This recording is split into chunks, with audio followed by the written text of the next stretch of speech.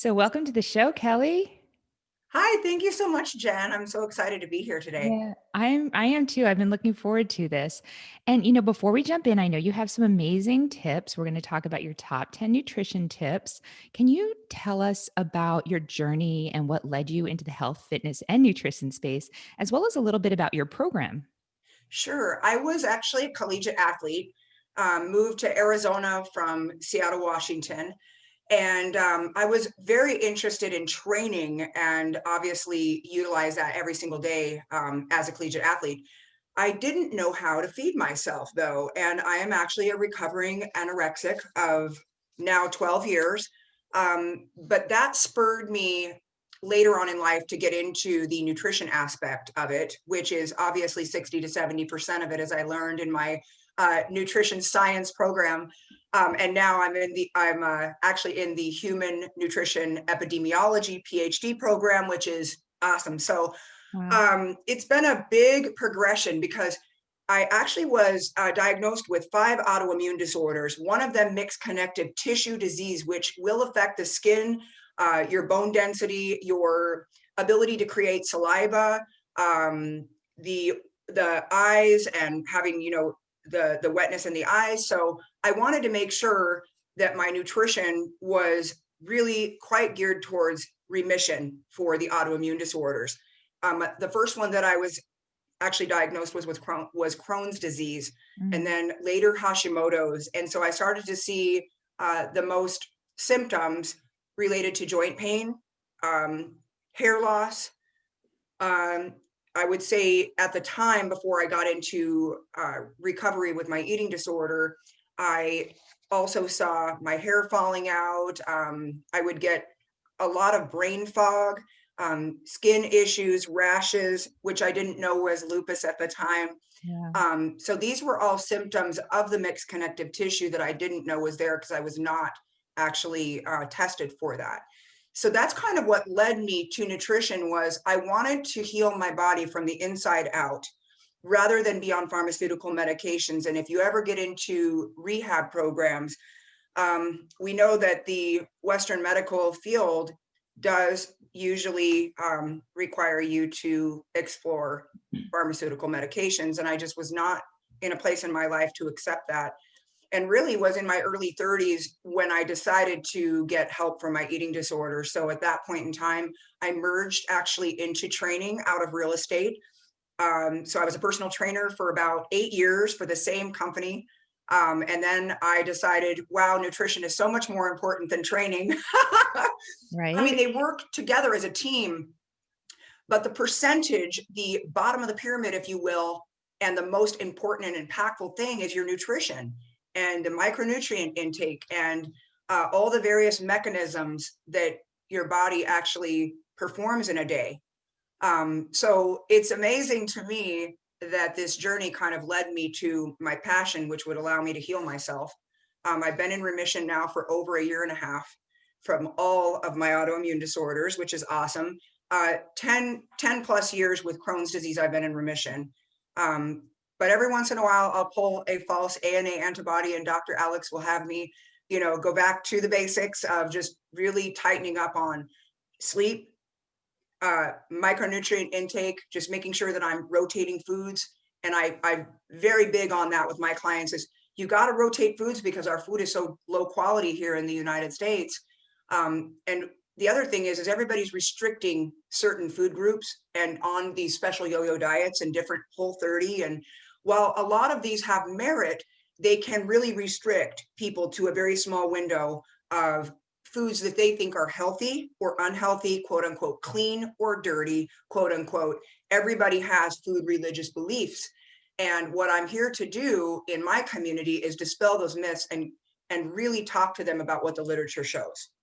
So that's kind of where I came from. My company is called Keep Moving Forward, or Kelly Michelle Fitness. We rebranded 2 years ago, but it's not about me, it's about we, the community. Mm. So I decided, let's make it about us and we will keep moving forward because that's what Americans, I think, and people in general have a very hard time doing is picking themselves up, dusting themselves off, and moving forward instead of quitting.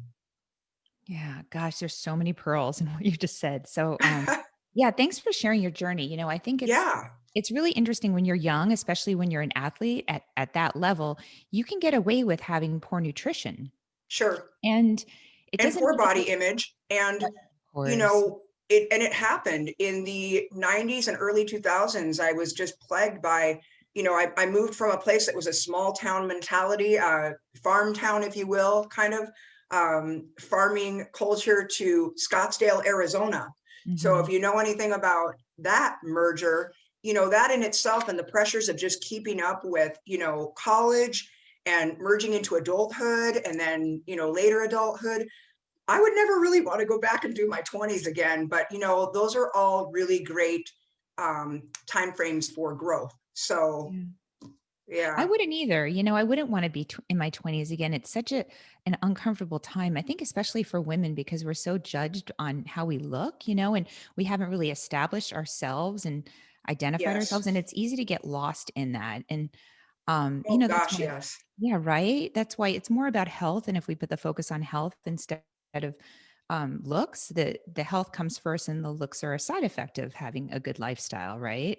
for sure. But I wanted to talk yeah, I wanted to talk about autoimmune disease because a lot of people, we throw this word around, autoimmune disease, Yeah, but what really is it? So, we have this immune system, and we want our immune system to be balanced, right? So, if it's too weak, you're gonna get a really bad virus, or you're gonna get a really bad infection, or you're yes, susceptible to even cancer. But if your immune system is too strong to the environment, then you have allergies. And if it's too strong, it can actually attack yourself because it's yep. confused strong. So it's not like it's strong and protecting you, but it gets confused strong. And I've struggled with Hashimoto's. I have a positive ANA. Haven't rechecked it, Ah, but so I understand. And I think it's really cool that so some autoimmune diseases are Hashimoto's thyroiditis. So you can have thyroid problems. You can have celiac disease with an autoimmune yes, to yes, gluten, Crohn's, like you've experienced, and even diabetes and lupus. So there's lots of them yes, out there. And traditional science, what we do is basically we weaken the immune system to just have no reaction instead of saying, hey, where is this coming from? What is causing this? What's the root cause? And like, what can we do to eliminate it so that this person could be healthy and balanced as opposed to just ablating the immune system, right? yes. And it's an equation with lots of variables. Yeah, so I'm curious with you, like, how did you even have the intelligence to know that possibly you can get this under control through nutrition and lifestyle? Because that's not standard of care. It should be, but it's not. It's not standard. You're 100% right. And I will tell you this, I didn't know.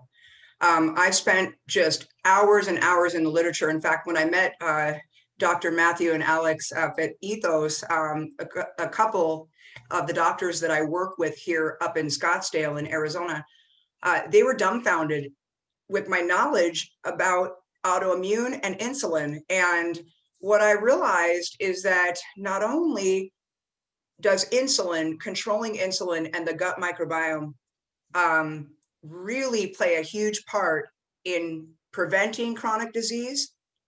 But it is like the epicenter Mm, of the issues that can go awry. And while everybody's starting this new AIP diet and this new diet and that new diet, I found that what works for me and for others doesn't work for other people. yeah. We have to really look at the person as an individual. What are the symptoms? Okay, let's see if we can test for this. And we have to really try to identify the problem. Otherwise, what's going to happen is we're going to treat symptoms for the rest of our life, but not really the problem. So, with most people, what I see Well, and is then an issue. most of the things that we treat the symptoms with then Yes, cause another symptoms. yes. it's, it's a domino, right? It's I know. domino effect. So It's go ahead. I'm 100% sorry. true. Yeah. So if we can start to really work with these practitioners, like as a clinical nutritionist, I knew I didn't want to go into registered dietetics because I didn't want to write meal plans for people that were restrictive and made them feel like they were bad if they could not adhere to them. Instead, I Yeah. wanted to teach them the basics about here's what we're looking at. You have an issue with candida. We've got this overgrowth. We need to get this under control. And then when you look down the path, this is what's coming up. And Mhm. this is what I think is going to happen, but I don't know exactly until we get there. So can you ride the horse and stay on it? And they're like, yes, and Yeah. so people need to have a map. And sometimes we get off track just a little bit and we have to get back on the path. I found that what worked for me especially with Crohn's, does not work for a lot of my clients. And if they had to eat like I do, even to this day, sometimes, um, they would not be able to sustain that lifestyle. I just do because I know how good I feel, not venturing out too far off my path, Yeah. where some people we can fix the gut dysbiosis and all the issues that are going on with, probiotics, and the person's environment then changes and we heal the gut, and now the brain's working and they have enough nutrients in the body and enough dietary fat and enough carbohydrates for the brain, and now they're feeling so much better already. Then we keep that consistent, and then we start to also look at the other areas of dysfunction.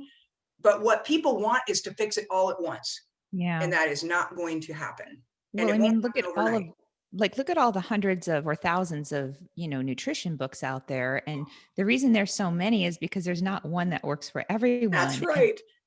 yeah, I No, mean, but I I have will friends say that this. swear by I just listened to the best audiobook called Eat Smarter. Um, the gentleman who wrote this book also wrote a book on sleeping smarter. Mhm. And I would say this, he was the least confusing of every author I have ripped apart on nutrition, because there are nuggets of information that are correct, but there's so much in the way of confusion usually that now it's even more chaotic and people don't know where to start. I really thought he did a great job in Eat Smarter of having people focus on the gut first, and the brain, and their sleep, and their nutrition. And it was one thing after another. And I will say this, habit to me is far more important to address in the beginning with my clients than the nutrition, Well, and the gut, because brain, and skin are all connected. So you're going to have good skin as a result of all of this you stuff. got it. Oh gosh, So, yes. so let's jump into that Especially, though. Let's start with some of your nutrition tips. So you have yeah, some. yeah. This is good because it just kind of piggybacks right off of, Yeah. what I usually teach people. And I felt so good when I was listening to Eat Smarter. I was like, wow, this is all the information that's broken down scientifically that Mm. I talk to my clients about, because it's what's in the data. So sleep was number one. That's going to be one of my top 10, outside of the small base of the pyramid, or the large base of the pyramid, being from calorie balance, from the perfect macro split for the person individually, not because you want to do what your friend's doing. Your human physiology is different. Thus, nutrition and calorie balance is going to be very important. Next to that will be sleep. So we know, like in studies, that if you don't get enough sleep, your entire and I've worn a continuous glucose monitor, and if I Uh-huh. don't sleep as well, my glucose is high the next It's day. proven. Yeah, it's Yes, completely proven that even if you eat the same amount of calories, you're going to gain weight if you don't you sleep are. as much. So do you Hmm. find that people are not sleeping because like what's the main reason? I know when you're young, it tends to be because you're busy and you don't prioritize it. But like at my age, it tends to be more hormonal shifts and I don't sleep as well different times of the month or if I'm mentally preoccupied. So like what are some of the common themes you mental see? preoccup mental preoccupation, and being wired and tired because we're stuck on these devices all day long, Yeah. not having a wire or coming down or nighttime routine, sleep hygiene routine. Americans have worked the clock around because we have the light bulb, so we work all hours of the day. So you know, it's cart before horse. I always tell women, yeah, stop blaming your hormones. It's because for 15 years, you have stayed up to midnight and worked on your business. And that's okay because it got you, your great home and your retirement and all this, but at the cost of now we have to rewire your circadian biology. And that is not a fast fix. No. Circadian biology, as we know, is very different now than it has been when we didn't have the light bulb and people woke up when the sun came up and they went to sleep right after the sun went down because of melatonin. Well, now we've got all these factors with GABA depletion, melatonin depletion, serotonin depletion. People are chasing dopamine all day on their text messaging and How many their, likes do I have? oh So my goodness. so Yes, what do you think yes. about melatonin? Because melatonin has been kind of a hot topic this year with Huge. COVID because, there's people taking 20 to 40 milligrams a day of it for, immune boosting effect. But there's obviously our bodies have these negative feedback loops. So if you Yes. take testosterone as a male, your body stops, or as a female, your body stops producing it. If you take melatonin, then you're going to make your body make less and less of it. So Yep. I kind of debate on these things. What are your thoughts on that? I have found that people really do very well taking magnesium in Mhm. higher quantities because our food is so stripped of its value, especially magnesium. And Mm. Americans underconsume, high quality food anyway. So with a little bit of magnesium and a low dose of melatonin to start with, because what the literature shows on melatonin is that if it's not in your body consistently for 30 days, it's not going to work very well. Yeah. Yeah. Americans are also pretty poor at consistency, if you will, with supplementation. So a lot of times I'll have them just take these strips on their tongue before bed, because that seems to be easier than them remembering to take a pill again because they already took their supplements in the Mhm. morning. I like people to start way lower than what is usually on the bottle, which is usually 3 milligrams, and find that 1 to 1.5 is about the sweet spot for most people to Mhm. start out Yeah. with melatonin. The Most of the literature is studies show. varied. Yeah. It's Go ahead. varied on melatonin. It really is. A lot of times what I see is they're very GABA deficient, and so all of Mhm. these things can be looked at. And what's really neat is, I would say probably trial and error, about 50% of the people that I have take just low dose GABA before bed on a slightly empty stomach, sleep very well through the night. And if they wake up, they can fall back asleep, which is not Yeah. usual for a lot of women, especially in menopause. So, okay, so we you know, have, get in a good hygiene, turn off the devices, yes. in a routine, try to go to sleep the same time every night, room is Yeah. cool and dark, magnesium. I like Bioptimizers because they have the, Yes. yeah, and they sponsor the show. So there's a discount code, Oh, Dr. Jen Haley. Yeah. And terrific. yeah, because they have all 7 magnesiums. So typically people will have the citrate and they'll just go to the bathroom a lot. Yes, exactly. I'm always like, well, you're not taking the right type, my friend. Yeah. Right? And that's one thing too that I think people really need to be aware of. They can ask their healthcare professional, which form of magnesium are you talking about, for sleep? Yeah. And also for sustain, like I know the version that I take is a magnesium with sustained time release, 8-hour time frame, but I take more before bed as well. Yeah, like at Um, noon with vitamin D and then at yes. bed. Yeah. I'll Yeah. take I the take 3 five. and 8 during the Yeah. day. Yeah, the vitamin D is an interesting topic as well with COVID-19. Mhm. And what I find is that the literature does show that vitamin D now taken at nighttime has a little bit better absorption. So I take half in the day with my lunch meal or breakfast, and then right before bed with my magnesium. That's interesting. I haven't seen that because I always think of it as a hormone, and it gives me a little bit of energy, so I do it in the morning. What's Yes. funny is I just went to my doctor and I had my D checked and it was 90. So it's the high end of normal. Oh, And I like it like 50 to 80. Okay. So yeah, me too. I'm on Yep, the 50 higher to end, 80. and they're like, oh, you need to stop it. It's dangerous. I'm like, oh my gosh, it's not dangerous. Like, no, it's not. That's where I want it. No. But okay. So we've got this. So I we've just got wanted, sleep. yeah, And GABA. sleep is so important, and the quality of sleep. And if you need any great research on that, Matthew Walker is a wonderful reference. He is one of the lead sleep researchers in the United States. I love his I work. love his book. Yeah. Oh, aren't they wonderful, Jennifer? Yes. So He's yeah, great. so Matthew Walker, he said why it's called Why We Sleep, right? Yes, Yeah. Why We Sleep. Good book. He's got some really great shorter YouTube videos as well that I can turn you guys on to. Water is huge, but people look at water intake. Water's number 2.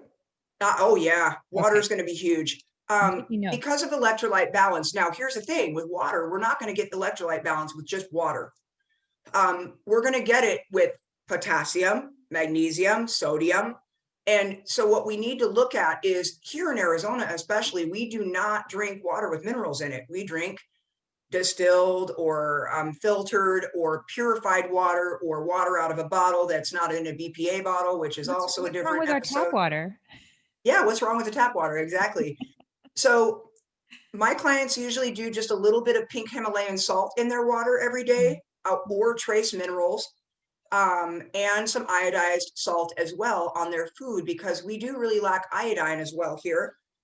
And we know how important that is for metabolism and also for overall health and well-being.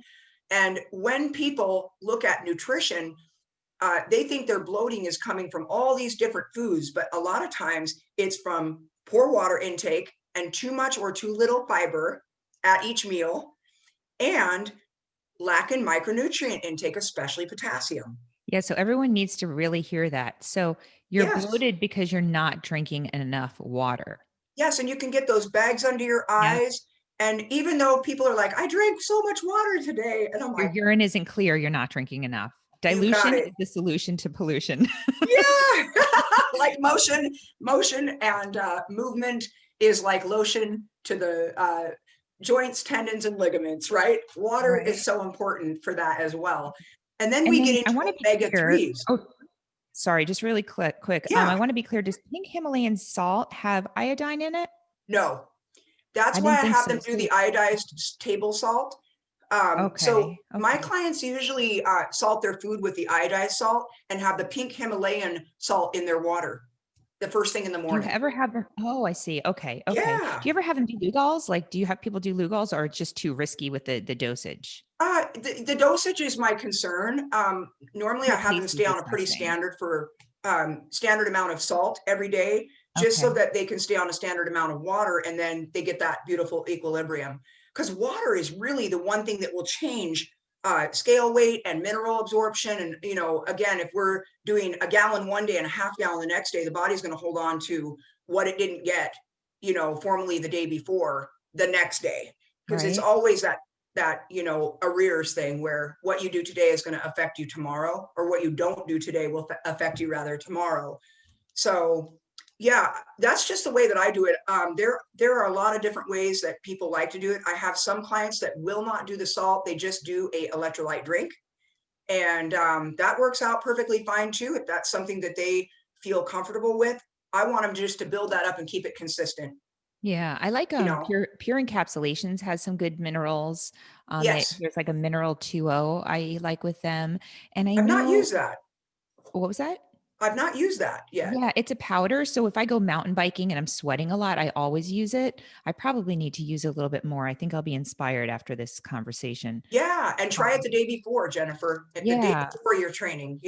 I use the Bioptimizers. They have Primegen, which is like fulvic acid minerals, and I put a little bit in Sure. water. I'm sure it's not enough though, so I'm going to pay better attention to that. So Yeah, kind of goes, especially here in Arizona, it's so dry, we don't even realize that we're sweating out these minerals or sparing. And in a lot of cases, and I say this, we have a lot more autoimmune out there right now.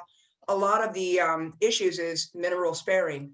And mhm, especially if people are eating too much fiber as well with it, that can be another adverse side effect of eating over consuming fiber, is that we spare these essential minerals out of our bodies. sure. So yeah, I don't. anything we do, keep it consistent. If we see differences in the way our skin looks, our eyeballs, the saliva that we produce, the way that we're sleeping, the way that we feel, our energy should change just a little bit from the proper electrolyte balance. And I can feel it when I don't have enough, especially with mixed connective tissue disease, because the Right. Sjogren's will let me know. But for even just a normal person without autoimmune, dehydration is one of the number one reasons for headaches. Dehydration also can make people constipated. Muscle So it's cramps really is big. important. Yeah, Yeah. Muscle yeah, cramps and then constipation is huge. eyelid spasms. Yeah, eyelid spasms are really a good sign. If you're having a lot of Yeah, migraines and, restless legs and muscle cramps and eyelid spasms, you're definitely deficient in magnesium, and yeah. cramps in your legs, probably potassium as well. So, and potassium and sodium kind of work together. But yeah, we have a lot of listeners in Canada and in the mountains, and I don't want people to think that if they're not in a warm weather environment, they don't need the minerals because they Oh need gosh, them, you need them especially. worse in a cold weather environment, because Yeah, you're not as conscientious, in my opinion, about hydration as we would be here. I have tons of clients up in Ontario, Mhm. and it's so cold there, and they don't drink their water and they don't pay attention to their micronutrient intake. And they're like, man, I'm getting these cramps in my calf when I'm sleeping. And I'm like, oh, that's Yep. simple. And they're like, you're right. I'm not eating enough potassium. I'm like, well, Oh my gosh. we can't really supplement potassium successfully. So we're going to need to be more mindful of that. And luckily, my clients track their food so they can kind of see what they need to, maneuver a little bit with the tracking. And what's nice about tracking is it's not just for calorie counting or macro counting, it's to look at what you're deficient in. Omega 3s, omega 6s, 9s, they do matter because your food quality does matter. So, with vitamin D, I always say you might as well take your omega 3s. If you're Yeah. going to do your vitamin D, take your omega 3 Is there an app that you like for tracking. you? Yeah, I used to use when I did fitness competitions, I used my Fitness Pal, but I don't I know what love it. people are using now. Is that what people are using now? Yeah, that's my favorite. A lot of people, there are some issues with FitPal, but it is pretty accurate, especially if you're barcode scanning and using the USDA green check mark verified data. Mhm. I found my Fitness Pal is pretty much the biggest and most extensive database. And it's free So still, isn't it it free? they do have a free version. I'm not sure either on the free version whether or not you can track your potassium and sodium, but I think you can. Okay. It used to be free. The free upgraded version is amazing, especially for athletes, because Yeah. you can see what your pre and post workout is composed of. You can look at your timing, it timestamps everything for you. It's amazing. It's Is worth the that $60 for the wow. year. Yeah, Yeah, right, for the year. Is that number tip I got lost in the tips. Is that tip number 3 is to track your that's nutrition? tip number 4 because Oh, we did sleep, water, and vitamin D, got it. magnesium. We're on omega 3s, number 5. Uh, Oh, we hold on, touched wait. on So melatonin, which was number 6 for me, hold on, only sleep, because people. can I review? Yeah, Sleep. Okay, sleep is number 1, and then water we discussed. Vitamin D is number 3.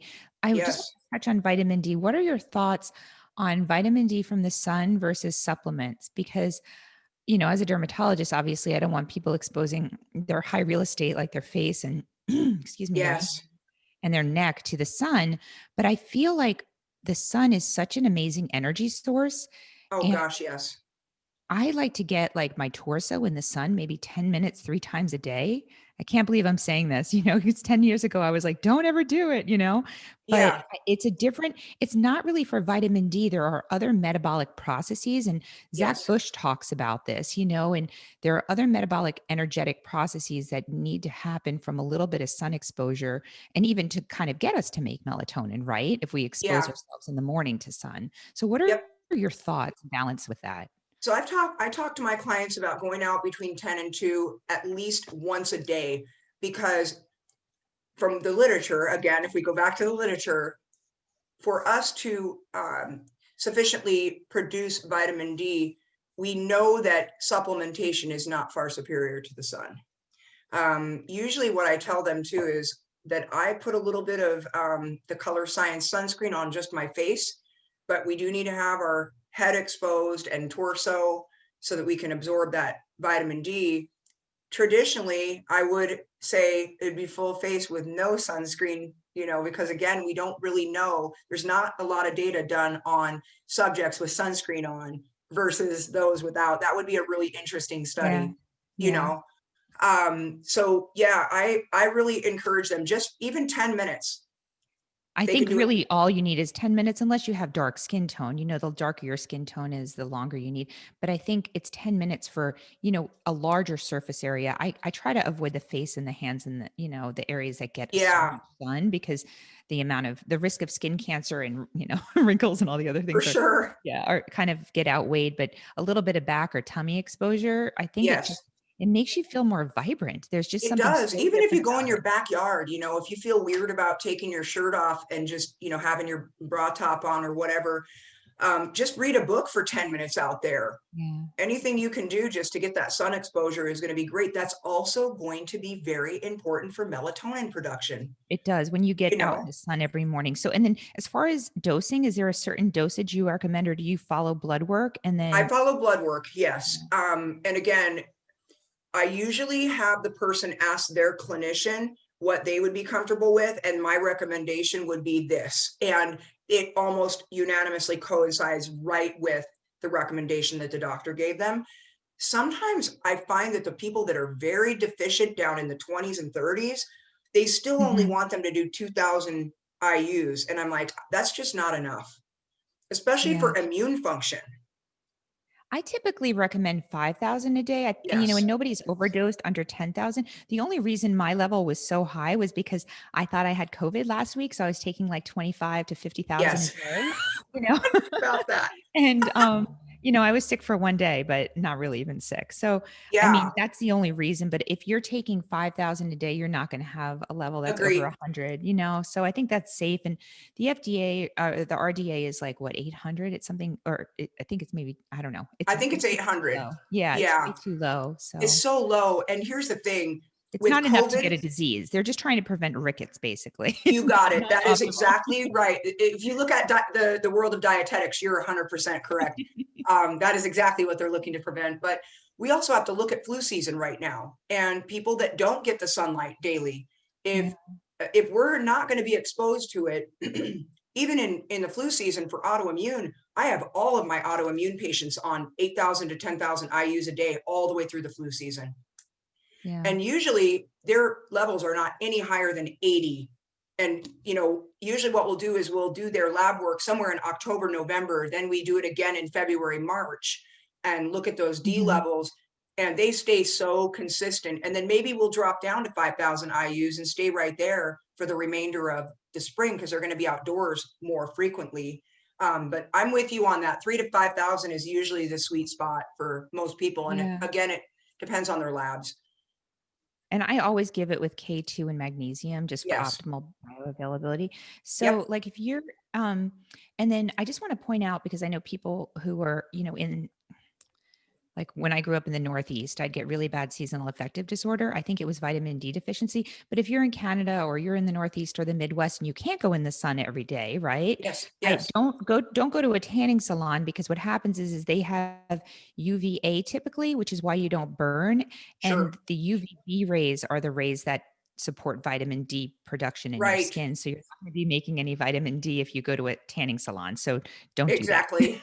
I've never been asked that question by any of my clients. Isn't that funny? In 8 years, Right? no one's ever asked me, hey, can I go to the tanning bed? I think they probably see my skin color because I am pasty white. And they're like, why would we do that? Why would we do that? I don't Yeah. know, but This is as white as I get. I'm part Spanish, so this is as white as I can possibly get. you look pretty dark compared to me. I look like Yeah, I'm I wearing know. socks. The Mediterranean. Well, you know what though? The people that have the fairest skin always have they look the best at over time because see, I could tan really well. So I did go in the sun a lot until I was Yeah. in my 30s. And when you can't go in the sun, you avoid the sun and then you don't get all the sun damage the rest of us get? It's so So true. there's My mom, when I was young, she said, Kelly, we have to keep you protected from the sun because you will scald. And I'm Norwegian, German, and Irish. So that's a real interesting white combo. But a guy said yesterday to me, he goes, are you wearing socks or is that the color of your legs? I'm like, that's the color of my legs. That's crazy. Oh my gosh. Okay, I so I know. want to so vitamin D is 3. What was 4 again? Melatonin? No. Uh, so we have magnesium and then Mag- melatonin, Magnesium. all the Okay, M's, right? magnesium. Yeah, And melatonin and then then 6. movement. Oh, okay, let's talk about Movement, that. because motion is like lotion for the joints, tendons, and ligaments. Our Another body, if you M, don't use it, it wears out. you If you got use it. it, it gets stronger. Yeah. Yes. And then moderation. Oh, The okay. word Moderation. moderation is so different from person to person, just like clean food is different to every person, right? The definition Yes. of quote unquote clean food will vary so strongly from person to person. So does the word moderation. Let me explain to you why. So I have people who have really bad acne, but they drink alcohol every single night. Okay. And so I have to have a very kind but firm conversation with them about this toxin that they're putting in their body every night. because alcohol is not bad, but it is a toxin, and our body doesn't recognize it as a macronutrient. In fact, it recognizes it as a poison. Yes. So until that is removed from the system, we are not going to have the normal functions of our everyday physiology until that is removed, right? Take that out of the picture. When I get people to drink moderately versus what they were doing, Oh gosh. the skin starts to clear up. Right? So it's, Because yeah, the estrogen you build up in the yes, body gets, it gets cleaned out through the liver. And if your liver is so busy with the toxins from the alcohol or who knows what other chemicals you're exposed to, that right. estrogen is piling up and it's causing those deep pimples all around the jaw. We see it all the Yep. time. We see Yeah. it all the time too. Dr. Alex and I work really quite carefully on that with people because they always jump to food first. And I'm like, or hormones. They always want to blame their hormones. And I'm thinking, well, you're drinking a lot of alcohol. This Mhm. is not moderate. Um, So what but is they think moderate? it's moderate. They think it's moderate, you know? And like 3 to 4 glasses a night is not moderate. Okay. No. That's Yeah. not moderate. Just think about how hard the body has to work to get back to homeostasis off that, you know? It's got to do all these functions. Now we go back to, are we going to sleep well? No. Why? Alcohol's a blunt force right through the brain. Two, are we going to be well hydrated? No, because alcohol dehydrates you. And obviously it's going to take about 72 hours to get you back to perfect hydration again. Are we going to absorb omega-3s, vitamin D, magnesium, and produce adequate melatonin if Mhm. we are drinking more than just moderately? Probably not. Now, again, that's a generalization, probably correlation more than causation with some Forget of about your those, electrolyte. but you got it. Exactly. Yeah. Exactly. And are we Wow. going to want to move very much the next day after we drink? No. The answer is no. And are we going to do it well? Probably not. Are we going to train well off of drinking alcohol the night before? Probably not. You know, so we got to look at all these things and say, where can we cut some of the fat? And that doesn't mean Yeah. remove. I liked your question about law of addition and subtraction with Yeah. nutrition. Can you explain it? Um, Because I know you're big on that. Like, big. yeah, why do you say that the law of addition is more beneficial than the law of subtraction? Because that's a really important point I think people are going to align with. It's number one for sustainability. So it was my favorite question that you asked me. Yeah. Um, and the reason is when you take anything away from somebody, that's what they want the most. So I Mm. never take anything completely away. I'm going to be honest with you. Right now, I'm drinking a small miniature Diet Coke because I have one of these every week. And last night, I spent a long time doing paperwork. And today, I just was really wanting to have one of my miniature Diet Cokes. I do this maybe once a week, once every 2 weeks. I think that that's something that keeps me on my nutrition plan because it's not off limits. But would I do it every day? No. So I explained to people that pizza is not off limits, but pizza is very high in carbs and fat, and namely in fat. So if we're going to make our budget every single day, we're not going to be able to eat pizza probably every single day. But on the weekend, if you budget for it and you really want it and it will keep you on your plan, we're going to have pizza. And so now pizza is not off limits. So they are now not going to binge on pizza. Yeah, They don't have exactly. to. It's more of a special treat. Yeah. It's like It I is. used to call desserts a special treat to my kids. So when they were Yeah, little, I'd say, okay, do you want a special treat? And one day my son goes, can I have a special treat? I go, but you had one last night. He's like, why can't I have one every day? I said, well, if you had it every day, it wouldn't be a special treat anymore, would it? It wouldn't true. be so And special. that's the way I present it, Jennifer. I tell people, if you really do need to have a piece of chocolate every day to keep you on your plan, that's okay. But would there be better use of So that glad fat? to hear that. So glad to Yeah, hear that. yeah, 100%. I tell them if you need that piece of chocolate every day and the rest of your food is pretty much high quality, then why are you removing it? Because it's got the same macros as a sweet potato and butter. So is the food quality the same? No. But is it an exchange like for like with what you could replace it with that would be clean or quote unquote clean or nutrient dense? Yes. And so if the macros match, and that is something that you need to do to keep yourself on your plan because 95% of the rest of your day is nutrient dense, then do it. And that seems to be the best explanation for them. Nothing is off limits. It's just that moderation needs to be defined Yeah. for each person. And what's moderate for some doesn't work for my diabetics, Of course, of you course, of know? course. So there's always Okay. those special populations, if you Yeah. will. But the more good things you add, the less they're gonna want the other things they're taking away. Like when they decrease the alcohol and they start to sleep better and they exercise more, then it's going to subtract, but you don't focus on subtracting, you focus on adding positivity into their lives. Yes. That's The beautiful. more we add to the nutrition program and the more fun we make it every week, and I have little different goals that I dangle in front of each person because now I know their personality from checking in with them every week and talking with them every day through our voice coaching system. I Mhm. know what to dangle in front of them to keep each one of those people motivated because Yeah. some people are like process people, left brainers, Yep. and they're very into the data. So they need those data pieces dangled out in front of them, where a lot of other people need visualization, looking a certain way in an outfit. So then I tell them, go upstairs tonight, hang one of your pieces of clothing up that you want to get yourself into by the end of next month. And let's Nice. make it realistic, not ideal. Realistic versus ideal goals, right?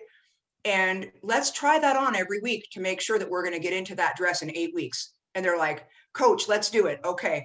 So I Nice. have to kind of figure out, is a person a visual learner? Are they a process learner? Like a lot of my hairdressers have to see it, do it, repeat it, and then they're like patternistic, Yeah. photographic, if you will. But they've got to see the processes being done and then repeat it several times. And then they're really good at learning that way. So it's a lot of different learning styles that I come in contact with. That's why I think setting up realistic goals for yourself when it comes to nutrition, any form of adjustment you're going to make to your health routine, you need to allow it a reasonable time frame to work, and you need to be consistent with it. So don't take on 3 or 4 things at once. Take on 1 or 2.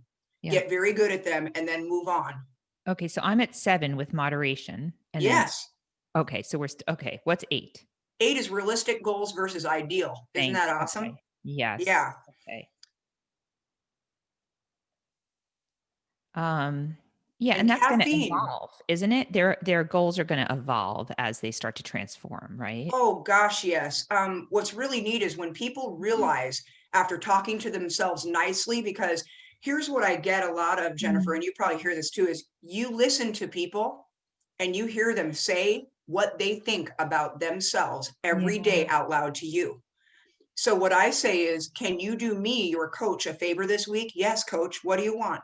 I would like for you, anytime you want to tell me that you look fluffy, for you to say that you do not look fluffy, and you are starting to notice this is improving and that is improving and this is improving. And I don't even want you to say those words anymore. Okay. And it never happens again, which is so cool.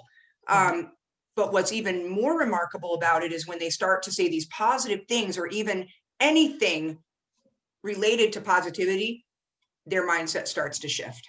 Well, because your core beliefs change your behaviors. They do. Yeah, Yes. so And if you behavior believe yeah, if you never believe lies. you're fat, you will set up a life to make yourself fat, right? You are If correct. yeah. Yeah. We can change the cellular activity in our body. It is just amazing, the human body, I you know. know?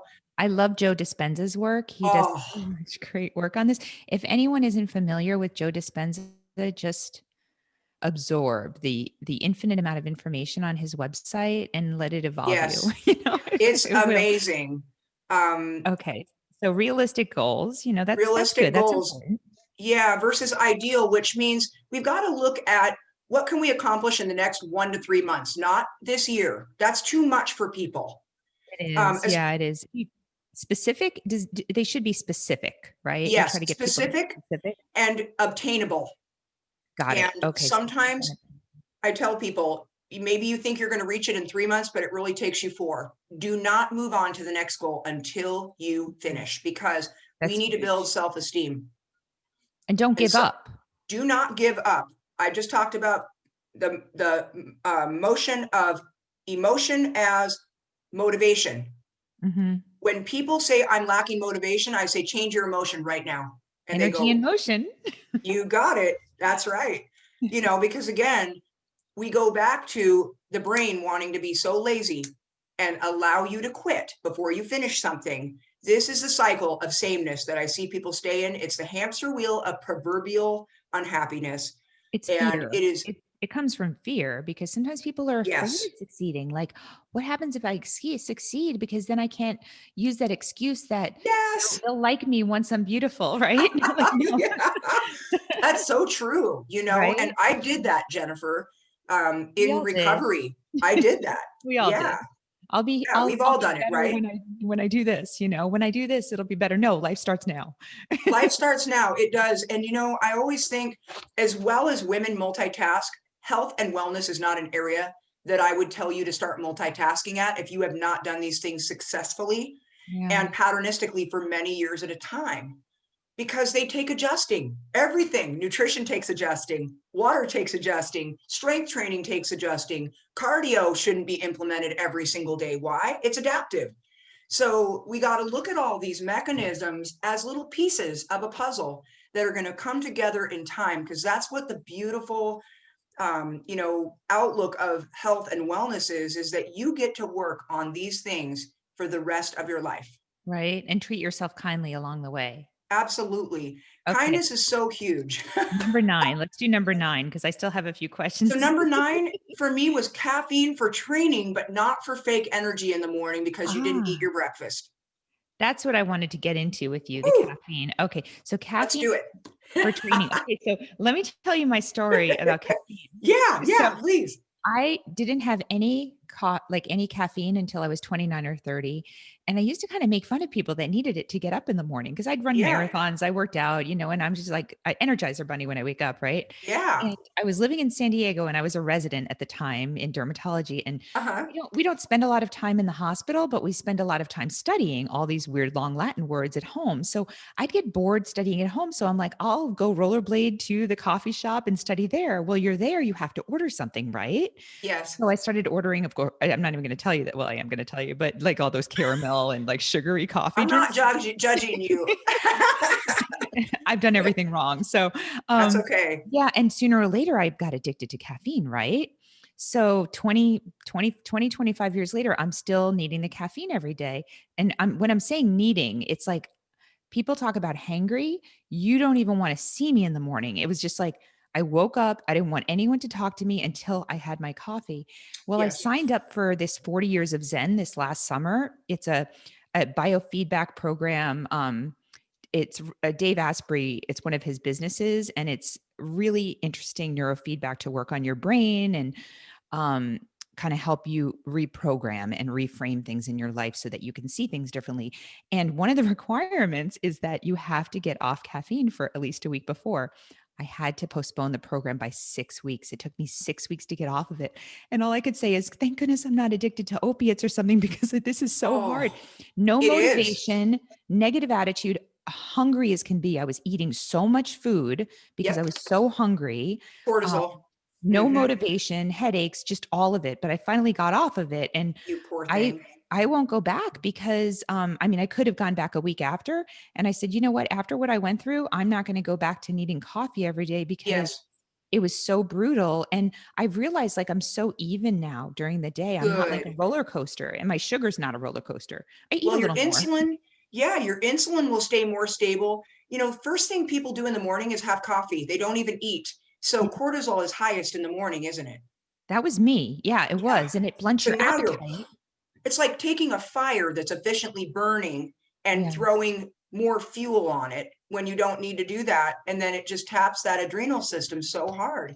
So you're And wearing out your adrenals and kind you of just really are. hitting the world with stress mode. Yeah, exactly. And Okay. and we carry so much stress as Americans anyway that it's just absolutely illogical to do this. But the thing that the light bulb that goes on when I talk to my clients about this is you're trading caffeine, a fake form of quote unquote energy, for what you should be putting in your body from carbs and fat in the Okay. morning.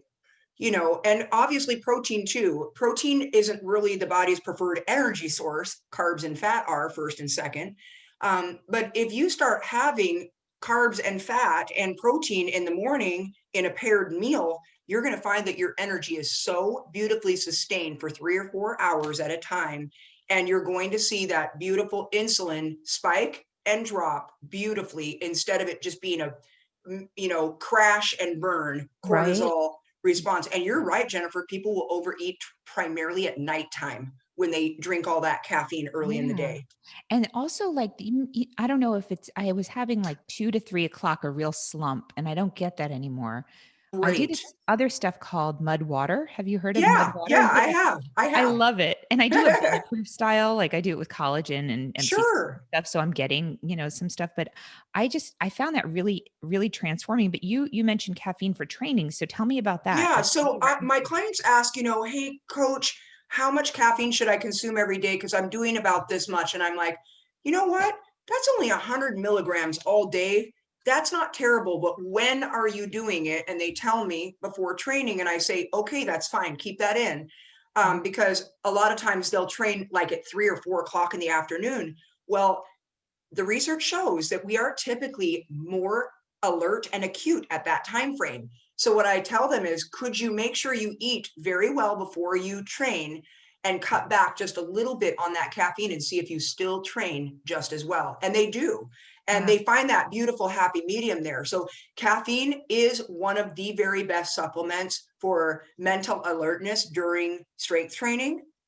And I don't think that it's bad, but it is a form of fake energy for those of us who love the taste of it, but have it as a replacement for breakfast in the morning. What do you Not good. recommend? Like, is there a supplement that you like people to take, or what do you usually For recommend? caffeine, Yeah. whatever form they enjoy, most people enjoy coffee, obviously. My preference for people with autoimmune is green tea Mhm. extract with a little L-arginine if they want Mm. that pump. Okay. Arginine can bother some people because of it makes you itchy and tingly a little. But I find it in low doses to be absolutely perfect to keep and maintain a nice pump while you're strength training. Yeah. Women don't care about that as much as men do. Women usually do very well with L-carnitine or uh, a little bit of caffeine, micro doses of caffeine. Now, again, if we're looking at 3 to 4 o'clock in the afternoon, we have to look at the half life of the caffeine, and it's 10 hours in some people. Yes. So I I've always heard that. say less is more after 4, For sure, stay off that caffeine. I know, and, trust me, I had every rationality when I was so I hooked that did it was like, too. "Oh, it's an antioxidant. I never drink it after 10 AM," but, when you're having 10 shots before 10 AM, even with the half-life, you're having 6 hours later, you have 5 shots Yeah. in your body. 6 hours The bottom later. line, and I love that you are such a person that works on balance with people because the bottom line is this: we have taught Americans to chase the dollar Yeah, around the clock, and that busy is the best place to be, but it's not. I know Busy we is a try to place that, outbusy each other. We try to outbusy right? each other. Like, who cares? You're the winner. Yeah. So it's like, we have that, and then people are so confused with nutrition. They think calories in, calories out, and that's really not what it's about. The Mm. quality of your food does matter, like we talked about Is that number earlier. 10? Huh? That's number 10. Quality of the food matters. Yes, let's talk about that because, even a baby will, well, not a baby, but even like a 3-year-old will know like 100 calories of broccoli is a lot different than 100 calories of M&M. So it's not calorie in, calorie Oh, out. your body will definitely tell you it's different. So I used this analogy last night. I'm glad that I used it last night. 500 calories of Lucky Charms cereal is delicious, but it's a lot different than 500 calories from good omega-3 wild caught salmon. Yeah. 500 calories of wild caught salmon definitely does something a lot different to your cellular biology than the 500 calories of the Lucky Charms cereal. Now let's think about that for a minute. So while Lucky Charms cereal might be delicious, it also is It's primarily, magically delicious though. It's oh, magically it delicious. truly is. There is nothing better than cereal in this world, right? Cereal's awesome. But 500 calories of that cereal without having a sufficient amount of protein and fat to slow down that glucose response is going to Yeah, hit your insulin like never before. it's true. So Yeah. while it might work for pre-training for some people, like a large male in CrossFit, it is not a good idea as a snack Who's or not as a metabolically breakfast. flexible, by the way. Right. Yeah. If they're Yeah. metabolically flexible, they don't need that sugar. You So, got it. That's exactly right. I'm going to be honest with you. People don't need all that sugar. They yeah. don't. We don't need it either, not paired with a protein, fat, or fiber. And Lucky Charms cereal doesn't really have a whole lot of fiber in it, although it's not the least fiber I've seen in a cereal. It's not the most either. And there's very low fat in it. So it's pretty much just all of those calories from carbs. Carbs are not bad, but we do need to make sure that those carbs are eaten in perfect accordance to what would keep your blood sugar stable. And we don't really need a whole lot more because they're all converted to glucose. And we do need to look at insulin and glucagon when we look at people who don't sleep very much. Mhm. If we look at 500 calories from the beautiful wild caught salmon, we've got a nice serving, a sufficient serving for almost everyone of protein for that one meal. And we've got a very sufficient serving of dietary fats, namely from omega-3s, which is what Americans don't eat a whole lot of. Let's face Okay. it. And one of my favorite nutrients called astaxanthin that gives it its Yes. beautiful color from krill oil, which you don't get from farm raised salmon where they dye it. They basically feed it dye Yes. pellets. So you have to get the wild stuff, and that astaxanthin is just amazing for That like you astaxanthin said, is skin. Yeah. amazing for the skin. I took it in my 30s religiously. You're And so ahead of me. that's Good for only you. because, I'm just utterly the biggest nerd about the human body that there is. I'm like, I wonder if this and I wonder if that. You should Yeah. see what goes on in my head at night. It's really bad. Well, and it's Um, neat because the knowledge changes so much. So I studied nutrition at Cornell in the 90s, like 89 to 93. I Ooh, was in that's a college. lot. That's a big difference now. Oh, it is. So that's Yeah. I mean, that's the point is like it was the snack well generation. It was like low fat, Yes. carbs, and we weren't realizing what we were doing with these sugar spikes, and it was Oh all set man. point theory and now the knowledge you shared today is it's so much different and it's going to continue to be different, which is why I think it's so essential to work with someone because they're going to guide you, you're going to be accountable, you're going to be personalized and that sort of thing. So, Yeah, um 100%. What we do, like I said earlier, what we do today will be felt tomorrow, you know? And so if we restrict today and we overconsume caffeine today and we have alcohol at night to try to put ourselves to bed after we had all the caffeine, it's just that vicious cycle and we won't make tomorrow better, right? Because we're going to need the same dependent things to get up and function again. So I commend you for going straight off of caffeine like you did. Right. It wasn't straight. It definitely Oh, let's be you clear on this tapered good. podcast. Good. It was rough. It was a rough 6 weeks. It was really rough 3 weeks. It was like 3 weeks of denial and then 3 weeks. It took me just as long to Yeah. train for an NPC competition to get off caffeine. Did you almost quit getting off of caffeine? No, because so I had skin in the game. I had paid like almost 15 grand for this thing. So There you go. yeah, there wasn't an option. It was just a matter of when. So Yeah. I want to be respectful of your time because you're just such a wealth of information. But I just want to know before we finish up, are there any myths, like any main myths that you hear a lot that you want to kind of bust so people don't Yeah. waste their time?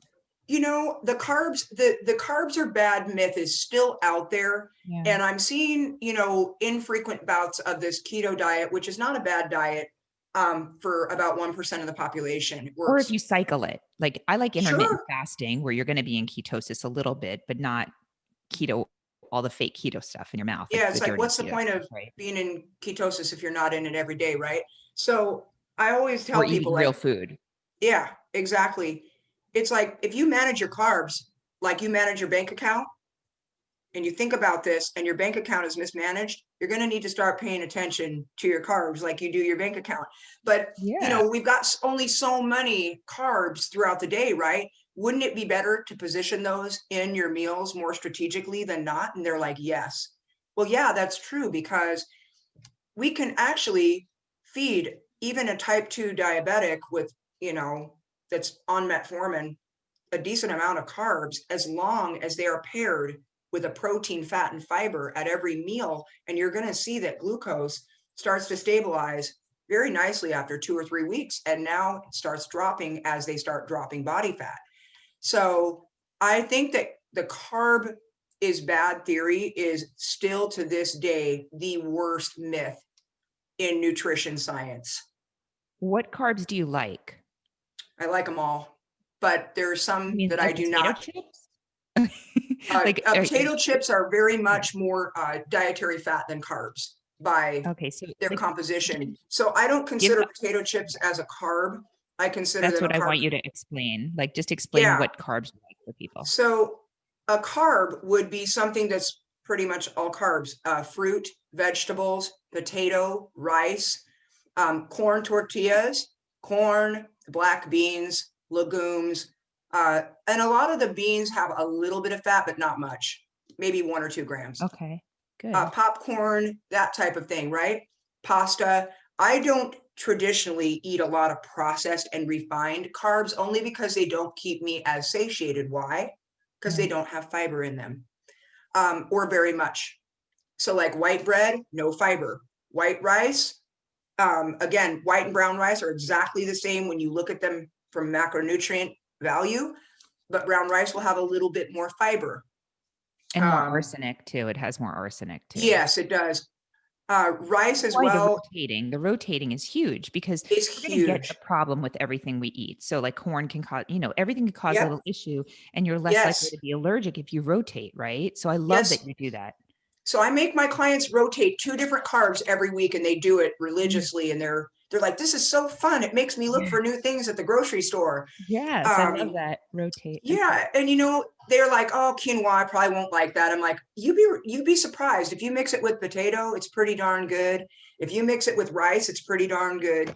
And it's hearty and it's different. So just do it." And they're like, "This is really good." And Yeah. it all depends on the layering, but carbs are very basic. So, like, you get grapes. Grapes are a carb. You get, tangerines. Those are a carb. There's all these fun carbs. We don't want to demonize those, but we want to pair them with an appropriate meal so that you aren't starving after just eating carbs, because carbs are going to ignite hunger because they're the first energy source. Your body rips through it fast and Mhm. then it wants more. And so what does it signal? Insulin. Yep. We need more, and ghrelin and leptin. So when that gets low, it will want more, and it doesn't want to use what's in reserve, right? Yeah, so carbs are not bad. Rotate them. Make Yeah. sure you balance them with high fiber and other things. Okay, what other Yeah. myth? Do you have another myth? Fiber, fat, and protein is going to be really great for meal pairing for most people. I would say that the next myth is that you can't lose body fat if you consume alcohol. That's a myth. That's a big one in It's Scottsdale. it's a big myth. Yes. Just remember that you cannot lose body fat if you overconsume alcohol. Everything gets congested and backed up, and that's why that midsection is just full and engorged. Yes. Yes, it is not I tell my clients, it is not going to be the perfect equation. But if you need to have a drink every 4 to 6 weeks to keep yourself on your plan, cool. Yeah. Would I have you do it every day and tell you that that's going to be just like not doing it? No, because the data shows that it's not. Mhm. So, and you're right for various reasons. Number one, hormones. Drinking alcohol affects your hormones in some people for up to 3 days in the literature. So that's what the new data shows. In most people, it is 24 to 48 hours before they start to have, the same hydration, calorie balance again, because alcohol 7 calories per gram, not 4 or 9, like a carb or fat. It is 7. And so when you drink and you track it, you might be off as well because you're going to be estimating. You're not going to be measuring your wine when you're out at a restaurant with someone, right? Yeah. So there's going to be that variable there. And the other thing is it's not a macro. So our body doesn't need it and it's going to get rid of it. So yeah, alcohol is not bad. But again, if you're trying to maximize your fat loss phase, I would not recommend consuming alcohol on a regular basis. Okay, It's that's very good. kind of an oxymoron, Very, very right? helpful. What was that? It's kind of an oxymoron, right? A little bit, a little bit. It's Yeah. okay. Okay, Yeah. great. I have one more question. Sure. How do you define radiance? So for me, when I think of the word radiance, radiance should be something that people can see when they talk to you. It should be a confidence that is undefined, and you can say, wow, that is a light that person has that a lot of people don't have. And that's how I would define radiance, especially if I wanted someone to think I radiated something, it would be that light. You do. Do I? To me, yeah. Thank you. Yeah, thank you. And I think it's achievable in everyone, and that's why I wanna share the information from experts like you on the show because we're all works in progress and we're all just Yes, doing our best. And when my mom died a few years ago, it's kind of odd when someone dies and you look through their belongings. But I found this little card. It's a quote by Theodore Roosevelt in her purse, and it said, "Do your best with what you can at that moment." And I'm that like, is really well done. and that's kind of how she lives. And I always try to look at people like, no matter what they may be doing, I say they're just Yeah, doing the best that they can at that moment with what they have. And, with guidance and coaching like you provide, I think that people realize their power and what they can achieve. And then they're in a better place to achieve more. And, that whole goal kind of just keeps moving along and gets it better and does. better. Yeah, So it's funny. People say sometimes they tell me about 6 to 8 months in, they're like, so I'm going to be with you for life. Is that okay? And I'm like, oh my gosh, no. thank you. Yeah, no, thank you. And most of that I would say is because a lot of people don't have an encourager. And so we have to be those encouragers for other people. So if there's one thing I could encourage people to do, a big takeaway from today is not only to work on yourself, but to be that light and that encourager for other people to know that they can make the change. And, don't take on too many people because it's a lot. Yeah. But, if you can find one person that you believe in that maybe doesn't believe in themselves, you can make a world of difference as far as being their accountability partner or just their encourager. Because that's sometimes all we need to be, right, Jennifer? Yeah, we all need we need someone to, be our biggest fan, basically. Yeah, So why not be that for someone? Like, just be their fan and root them on, and they need it. I need it. I need it. We all need Yeah, it? So yeah. thank you so much for being You here, are so Kelly. I welcome, really Jen. appreciate you. Yeah, it's been a pleasure. I loved today's discussion because it was so much different than what I normally talk about, which is very sciency. Thank you.